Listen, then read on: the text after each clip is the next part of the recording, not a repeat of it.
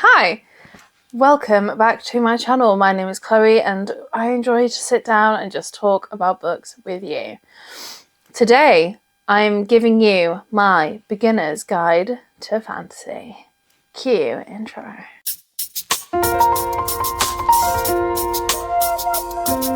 I myself, I'm actually quite fairly new to the fantasy genre, but it has very, very swiftly become my favourite. And I feel like I had a really, really, really good introduction to fantasy. I have had no duds. Everything's been fantastic. So I want to give you just a brief guide through of what I would recommend if you are wanting to get into fantasy. I have split this up into 3 sections. We have easy and cozy read, mid fantasy, and not as in mid as in meh, but mid as in it's not high fantasy, but it's not quite so low fantasy that it's like a cozy read. You know what I mean? 3, high fantasy.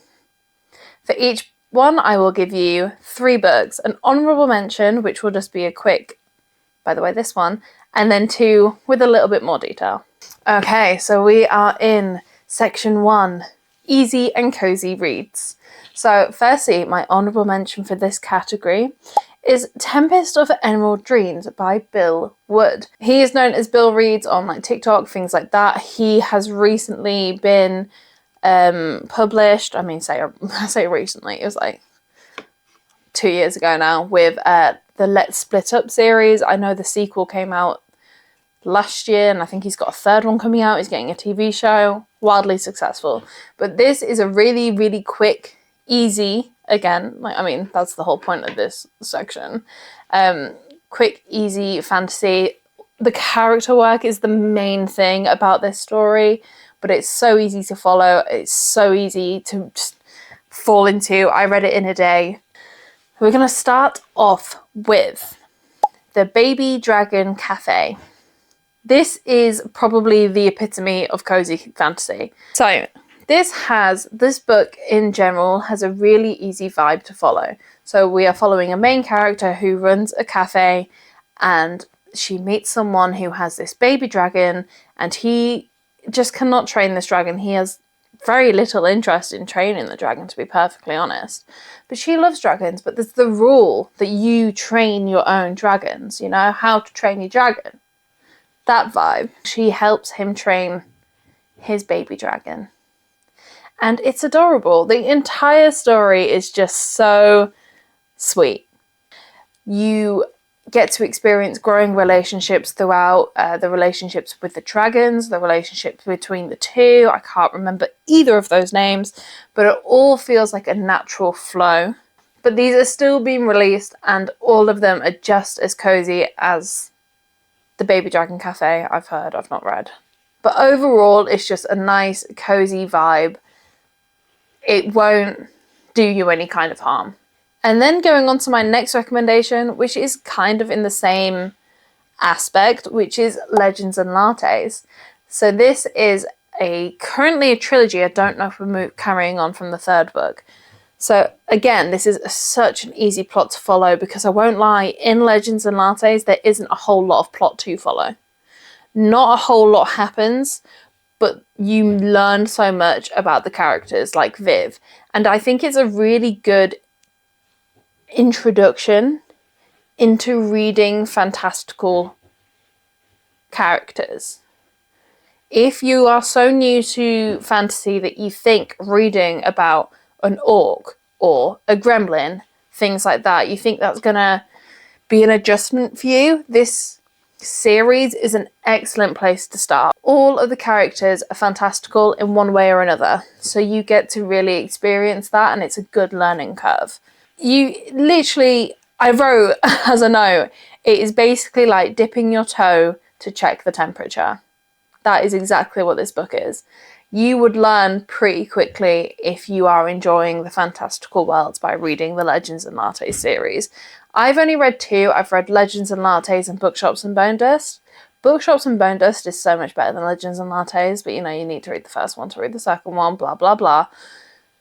There's just a bit more that happens in it, but it still has the coziness aspect. They're all so easy to read. I cannot wait to read the third one. Now you feel like you're ready to step up, but you're not quite ready for high fantasy yet. Don't you worry, I got you. So we are now into mid fantasy. So as I mentioned earlier, I'm not saying mid as in, oh, that's mid. I'm saying it's the middle ground of fantasy. You will have the more detailed plots, the more character and world building throughout the stories, but you're not going to be reading a 900-page book and trying to keep track of every single detail because it's so intense. Do you know what I mean? So let's start off with my honorable mention. I can't believe this is an honorable mention to me because I actually adore these books, and we have Legendborn. This is fantastic. So this is a YA book series. It is a trilogy.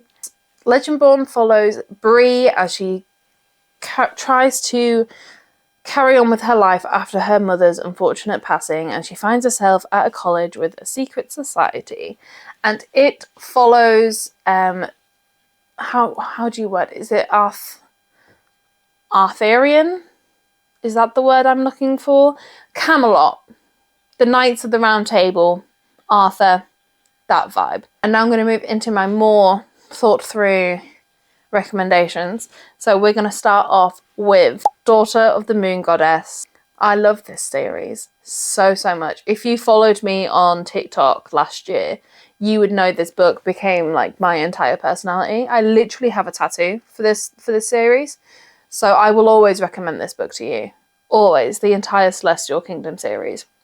So Daughter of the Moon Goddess is, you guessed it, is about the daughter of the Moon Goddess. Who'da thunk? Crazy, I know. Her mother is banished, and the daughter is trying to find a way to get her mother free again. And she goes into the immortal world, and she has so many different things that happen to her. It's kind of crazy, really. The plot is detailed, but it is easy to follow. Su Lin Tan's writing style makes it easy to follow. The world seems beautiful. This book made me wish that I could think in pictures because I wanted to see it. The character work throughout this book is absolutely fantastic. I adored all of them. The main character, I'm not going to try and botch her name. I'm terrible with names. I'm very sorry. She is a badass and I love it. The character work and the world building throughout all of the books, there's 2 books and a novella. It's fantastic, and you go through every single emotion. I am not kidding. The anger I felt at this book, the heart warmth I felt at this book, literally everything. I can't recommend it enough. And then my second recommendation for this category is a recent read, and it's now doing what Daughter of the Moon Goddess did to me last year. This is now becoming my entire personality, and I want a tattoo for it, and that is Night and the Moth. I read this at the beginning of December, literally a month ago, and I can't stop thinking about this story. Once again, you feel every single emotion. Every single one. I was nearly crying. I was literally laughing out loud. I was so angry throughout this book. The plot has a lot of detailed aspects throughout it, but it's once again quite easy to follow. I don't know if it's going to get more complex as we go along with the story because only the first book is out right now. The Knave and the Moon, which is the follow-on, comes out in September this year. So the plot isn't too complex throughout. It's so easy to follow. Even as you are going through the different parts of the world that they travel to throughout this book, it's quite easy to follow along. Each character feels so important throughout this entire story, and they literally are. They're all so important. All of them hold some different aspect of the story in them, and it's amazing watching it all come together, and it's not even all together yet. And if you want a funny side character, if you want a funny side character, this book is the one for you, because that gargoyle, Bartholomew, love him so much. I just wanted to wrap him up and keep him forever. And now we're going to go on to the final category, which is high fantasy. So this is probably what you think of when you think of fantasy. These are the books that are mammoths.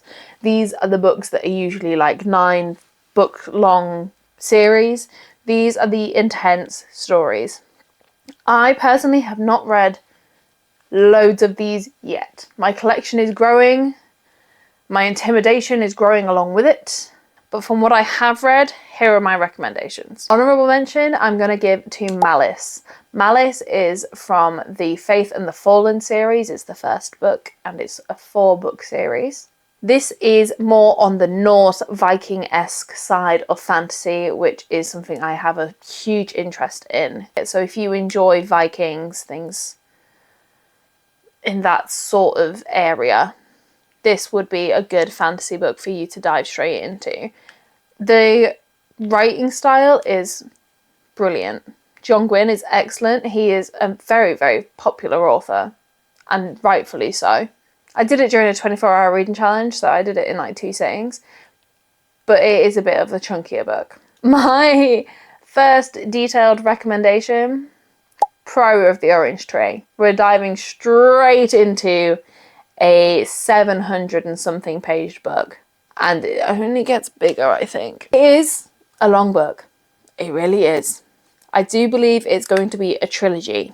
Each page of this story feels extremely, extremely vital. So you don't feel it so much when you're reading the 700 and whatever pages.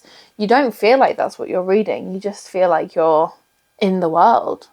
The writing is so descriptive. The character work, I love character work. I think characters make or break a story, especially in fantasy. If you've half-assed your character in a fantasy, I will not read your book. I will DNF it and I will throw it outside of a window.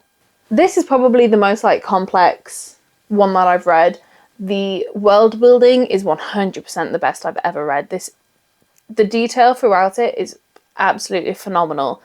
Again, it was one that made me wish that I could see in pictures, because I wanted to see what it looks like, because I could think it all through, but I wasn't quite seeing it. You do feel that level of accomplishment when you finish the book, when you turn that final page and you think, oh, I did it! I just read 750 pages! I am a beast! I am amazing! You know? And then you pick up the next one and you think, it's even longer. Samantha Shannon has another fantasy series as well, so if you fall in love with her writing style, you do have the Bone Season series that you can dive into. But I've not read that yet, so I can't tell you if it's worth it. And then, last but not least, I have saved the most obvious and best one for last. It's the template for a reason, and that is Lord of the Rings. I read the entire book series, including The Hobbit, at the tail end of last year, and I am so in awe and in love with this world. It's crazy. Again, I got a tattoo for it. I just love it so much. Like Night and the Moth, every single character has its purpose. Every single character is drawn into the story in some way or the other. There's no one there that you just think, why are you there? You are pointless. There's none of that. It's amazing. The world building, I mean, you know Middle-earth. Everyone knows Middle-earth. Everyone knows how detailed Middle-earth is. There is a high chance that you already know the story, which may be a good thing. So if you are about to go into your first ever higher fantasy, having something where you know the baseline of the plot, it may help you, because it may just be that little bit easier to follow. But be warned, the plot in the books is not the same as the plot in the films. The plot in the book is a lot more thought out. There's a lot more aspects that you don't know about, which is exciting. It's amazing, and I loved it. The ending was fantastic in Return of the King. I'm really sad it wasn't in the films. You know it's a completed series. Unfortunately, J.R. Tolkien is, no longer with us, so you know he's not going to be adding anything there. So once you have closed that last page on Return of the King, you can sit back and you know that you just took that journey alongside all of those characters and you are done. And it is another sense of accomplishment because it's a crazy series and it's long. His writing style, I didn't struggle as much to read it as I thought I would, but I can absolutely 100% understand why some people struggle with his writing style. My friend Indy, who's here on YouTube, I'll tag her channel below, she just finished reading Return of the King and she listened to it on audiobook and she said that was so much better for her because of the writing style. It was easier for her to take the plot in. So that might be something for you to consider. But that's it. That is my beginner's guide to fantasy. Like I said, I'm still really early in my fantasy series, so I may come back to this video in about a year and have a completely different set because I do plan on reading a lot of fantasy this year. But we shall see. But I hope you enjoy, and if you read any of these books based on this guide, please let me know. In the comments, let me know what your favourite fantasy book is right now. Don't forget to subscribe if you want to, no pressure. And I will speak to you, what day is it? On Thursday. Bye!